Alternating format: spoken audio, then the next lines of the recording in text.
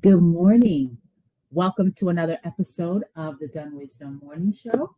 I am your host, Melissa P. Dunn, CEO of MD Marketing Network and founder of this DunnWisdom movement. I am getting a message that there is an issue. Streaming your destination. Is it possible the stream was ended or deleted from the destination? This can occur. All right. I'm not really sure what's happening here. Okay. Just in one destination. So we're good. No worries. Hi, everyone. Let me do that again. Welcome to the DunnWisdom Morning Show. I am your host, Melissa P. Dunn, CEO of the MD Marketing Network and founder of this DunnWisdom movement. And that, ladies and gentlemen, is a perfect example of why having mindfulness is such an important tool.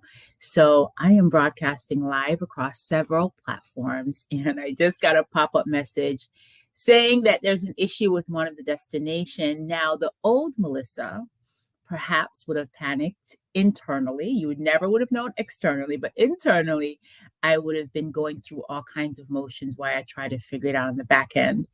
But the new and improved mindful Melissa is going with the flow. So here's what we're going to do today. We are having a mindfulness morning. I'm going to share with you 7 ways that you can induce or create more freedom in your life. Ways that have certainly served me in my business, in my personal life, as well as in my public service life. So if you are able, grab a cup of coffee or a tea. I'm actually enjoying what is this? I think this is mint and ginger tea, and with a little bit of cinnamon in it. So, have a mindful morning with me. I also have one of my favorite scented candles here to have a little bit of aromatherapy to create a vibe.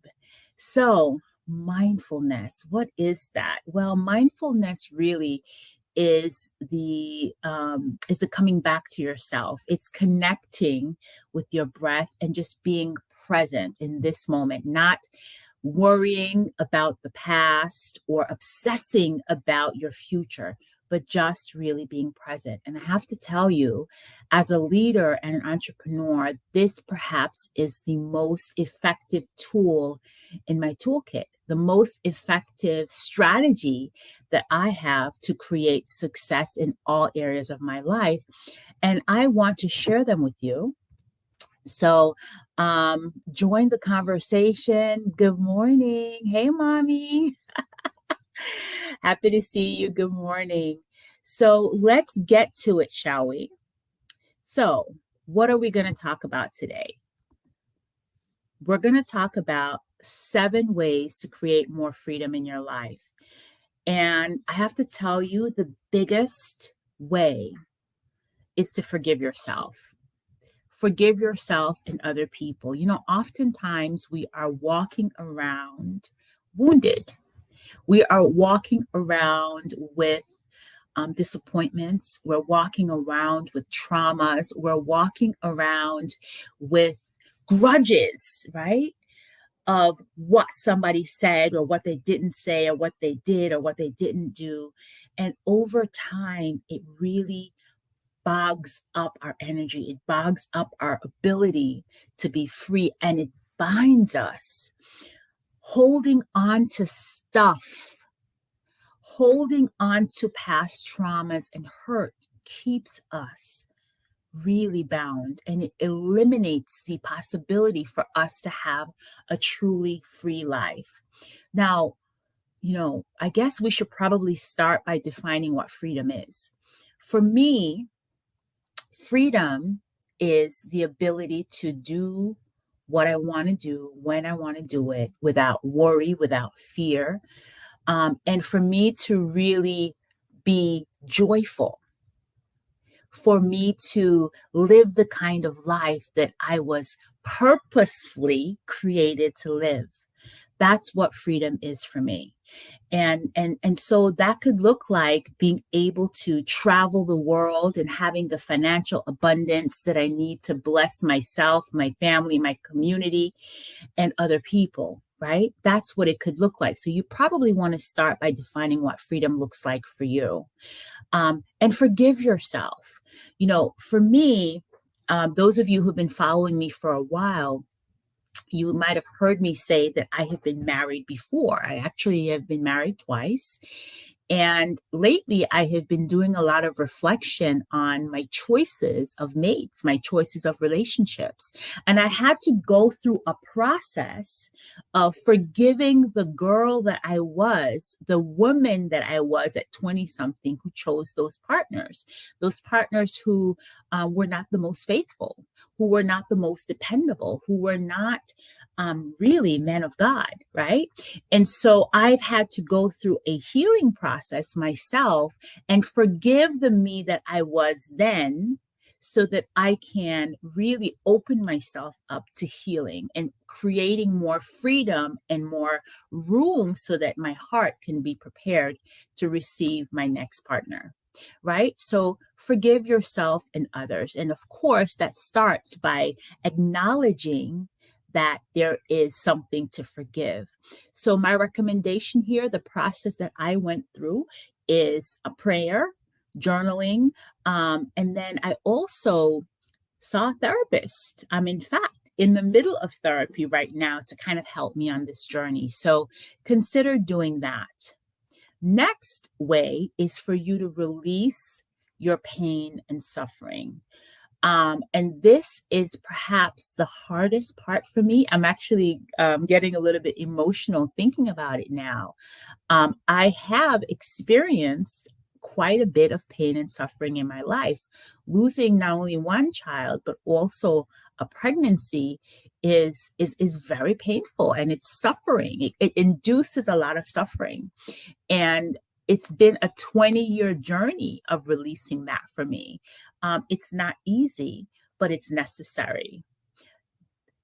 Releasing the pain and suffering doesn't mean that you don't acknowledge that it happened, particularly for those folks who have experienced some sort of trauma, trauma from sexual abuse, trauma from physical abuse, from emotional abuse, or trauma just from being in communities where you may have witnessed violence can induce a lot of pain.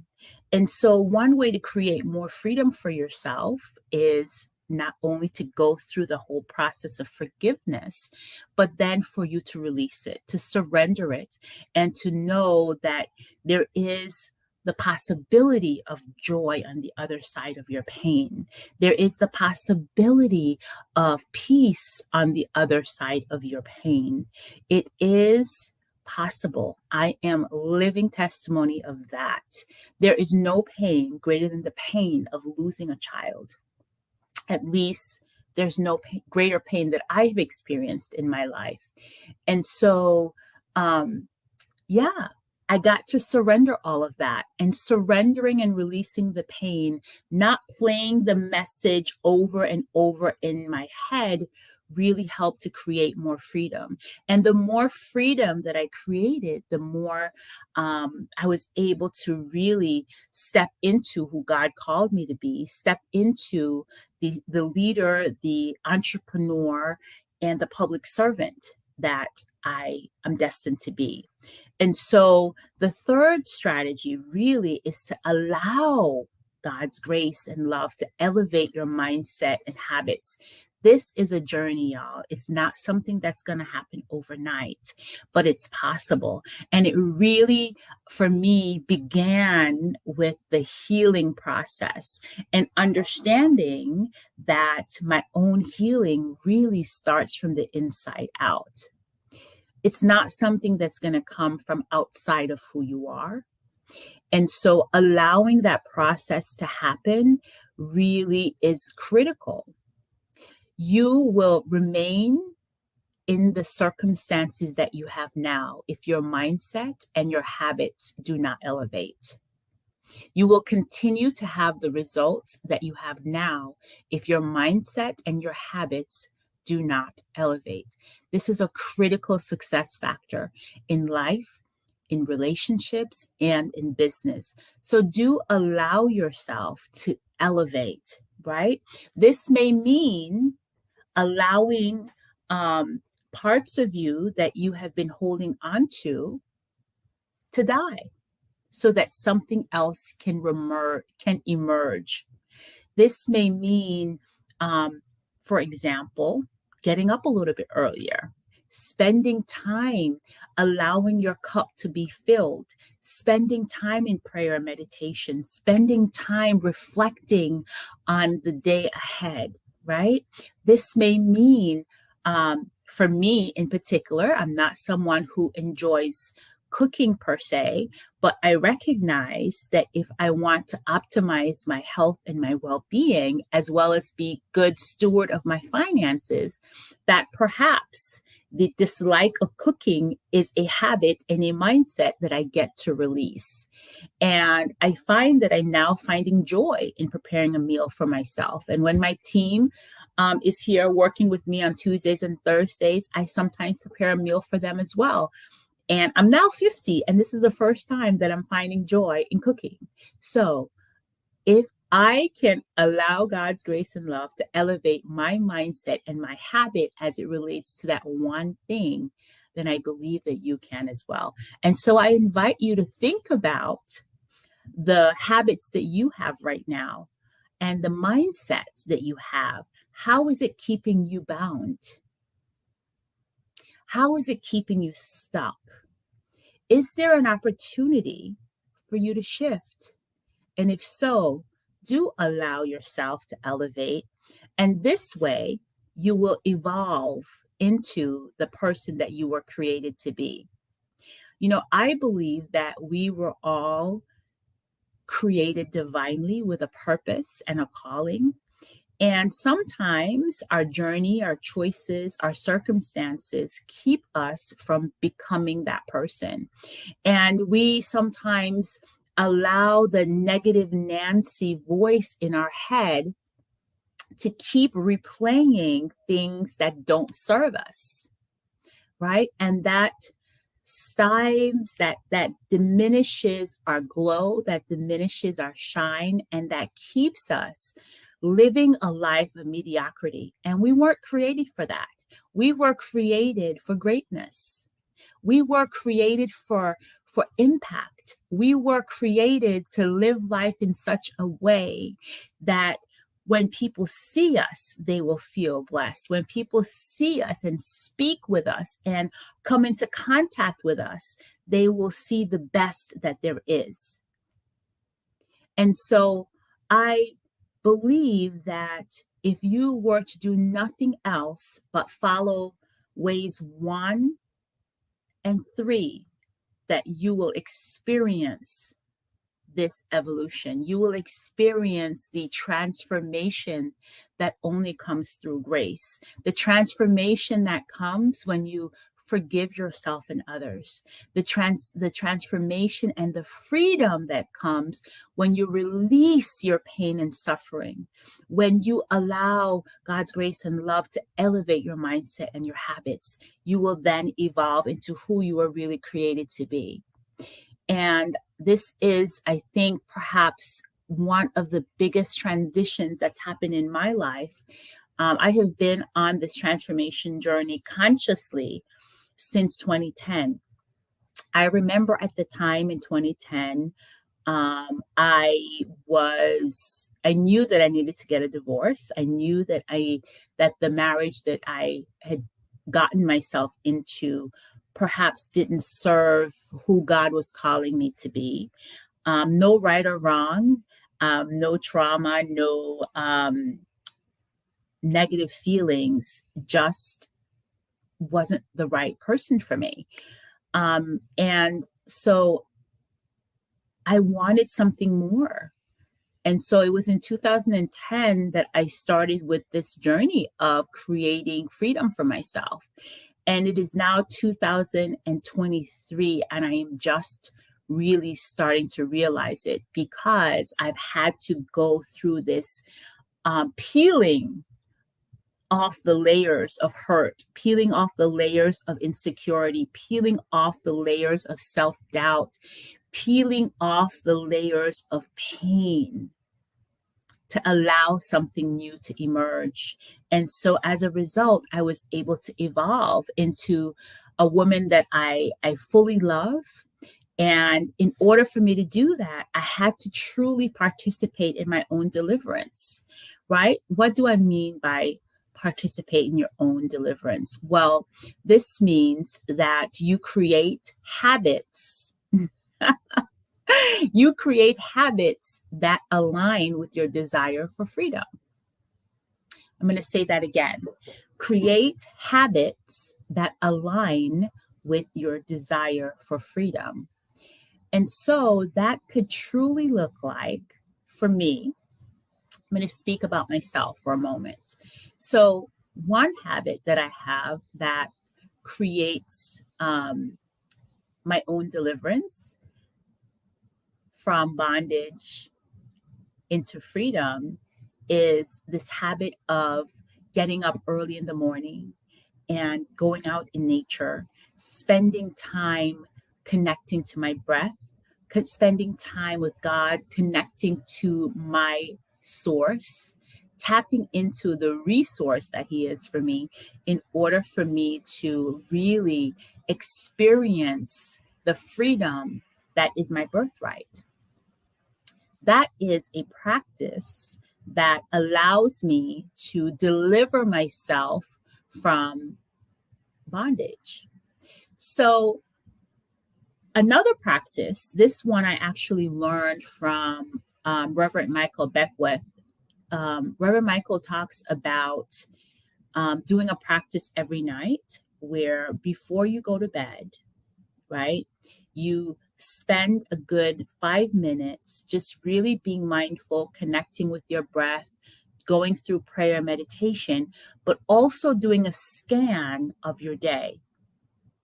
Scan all the conversations, scan all the interactions, scan all of the moments that occurred throughout the day, and identify anything that any negative emotion that may have popped up in you, any offense that you may have felt, any areas where you may need to forgive and release, whether yourself or other people.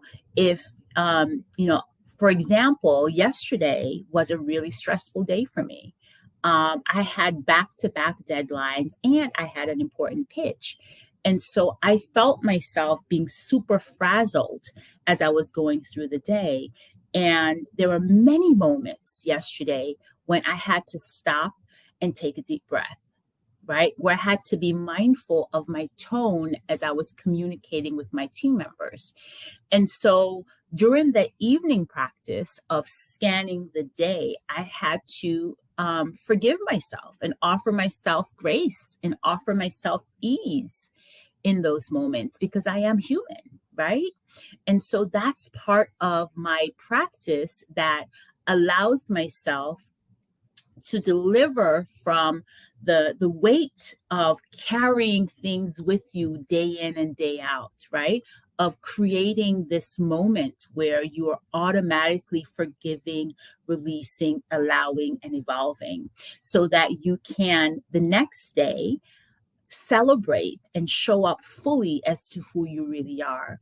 And then this way, now I'm able to show up in this conversation in a way that is truly a reflection of me, that I'm now, after this call, able to go into my meetings for my business in a way that allows creativity to flow so that I can serve my clients in a way that will bring them more customers. And then go into City Hall this afternoon in a way that's going to allow me to show up so that God can use me for the work that He have appointed me to by allowing me to serve the people of my community, right? And so that's what I mean when I say participate in your own deliverance. It is an ongoing process. And so you've got to observe your evolution and do so with ease and grace. Do so without comparison and judgment, right? Have you ever noticed that you are in you're negotiating a deal, whether for your employer or for your business, or with your coworkers, and you're comparing yourself to your competitor, if you will, right? Well, this person did it that way, and maybe they're better than me, or no, that just creates more bondage. And it's self-imposed suffering, guys. It's not necessary.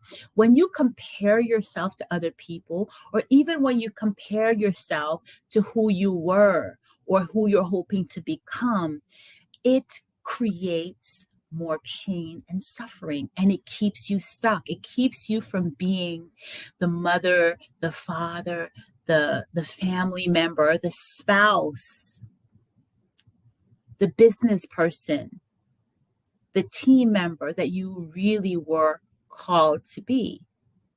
And so I submit to you that perhaps judging yourself harshly, comparing yourself to other people, does not serve you. It bonds you, keeps you stuck, and prevents you from truly experiencing the freedom that is yours to have. So, I've been doing a lot of talking. Let's see what's in the comments. Hey, Arlene, good morning. I'm happy that this is serving you, my friend. If you have any questions, by the way, you guys, please do share them in the chat. I recognize that I'm perhaps going through this a little bit quickly. So let's have the conversation, okay? So the seventh way really is intuitive. Measure and celebrate your progress. It's a journey, guys. It's not a sprint. And so the goal here is for you to evolve moment by moment, right? And we're striving for progress, not perfection. No one is perfect. And so I encourage you to release that expectation of yourself, because it's just not possible. You're setting yourself up for failure if you strive for perfection, right? And that kind of thinking is another way that you bond yourself or enslave yourself. So release that mindset and instead strive for progress, and celebrate it. So, for example, if one of your goals is for you to lose weight, I'm going to use mine. I'm talking about myself right now. One of my goal is for me to treat my body like the temple that it is. And I've noticed that on days that are particularly stressful, for example, my Mondays, I'm at City Hall from 10 a.m. to 10 p.m. sometimes, typically, about 90% of the time. And usually by the time I get home, like, my willpower is gone.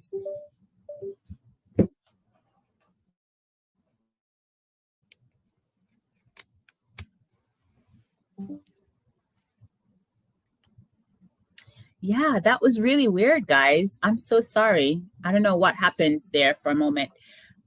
But part of what happens for me, by the time I get home, I lose some of my willpower. And then I want to stop and get chips and chocolates and all of that. And that doesn't serve me, right? So I've had to celebrate the days that I choose differently. And I've started tracking the days that I make different choices rather than tracking the days that I choose to stop for chips. And I think that's really working for me. So measure your progress and celebrate it. Okay, release the thought of perfection. So Arlene says, I love what you said about not comparing yourself to who you were in the past.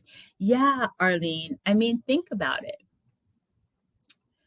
Um, I think a lot of women, we are one of the common concern that women have is with our appearance, right? With this idea of aging, with the idea of our changing bodies. And sometimes as women, we are comparing ourselves to the way we looked when we were in our 20s. And here we are, at least for me, I'm now I'm now 50. Yeah, it's not the same. And so we get to release ourselves from that. And as entrepreneurs, it is the same thing. Don't compare yourself in a way that is unhealthy. Now, I'm not saying that as an entrepreneur, you shouldn't be aware of your competitors, aware of how they're serving their customers and the value that they're bringing, but do that as a way that is just simply a scan, right? That's simply data. It's simply information. It's not anything for you to use to beat your staff down with, right? It is something for you to use just as information that will then perhaps guide your strategy. So, comparison, I believe, is the thing that keeps us stuck. So, guys, I have to tell you that this practice of creating more freedom in my life is the most rewarding thing that I have done. And this year, 2023, is perhaps the year that I have been the happiest in a long time. It is the year that I have had the healthiest relationships. It is the year that I have had the closest relationship to myself and to God. It is the year that my business, as a result of all of that personal development, deep work, I am now seeing that my business is thriving. And so, don't sleep on this idea of working on yourself. You are the CEO of your life. And if you're not happy and content, then your customers and your team members and your family members absolutely will be negatively impacted.